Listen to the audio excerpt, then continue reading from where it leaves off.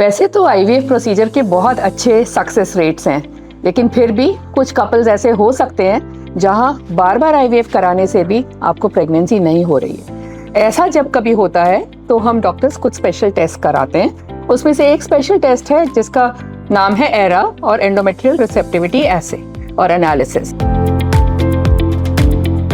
सो ये एक important test है कि जब भी आप देखेंगे कि हमारी बॉडी के अंदर जो यूट्रस के अंदर जब एम्ब्रियो ट्यूब से ट्रांसफर होकर आता है तो साथ साथ यूट्रस की लाइनिंग जो एंडोमेट्रियम है उसकी तैयारी होती है।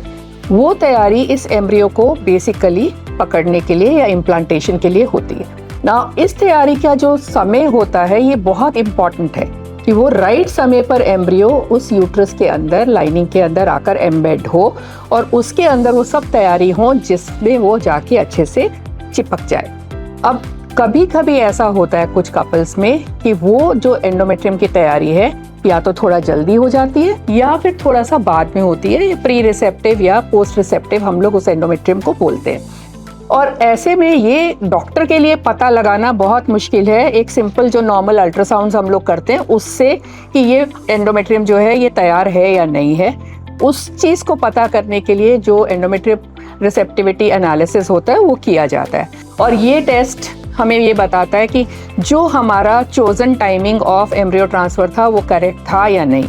अगर प्री रिसेप्टिव है तो फिर हमें उसी तरह से कुछ घंटे आगे या पीछे जो भी करना है वो डिसाइड करेंगे और इसी हिसाब से फिर हम नेक्स्ट साइकिल के अंदर वो टेस्ट के हिसाब से पर्सनलाइज्ड एम्ब्रियो ट्रांसफ़र जिसको बोला जाता है वो करते हैं। इस टेस्ट को ज़्यादातर एरा को एमा एंड एलिस टेस्ट के साथ कंबाइन किया जाता है ताकि एक बहुत अच्छा हम लोगों को रिजल्ट मिले।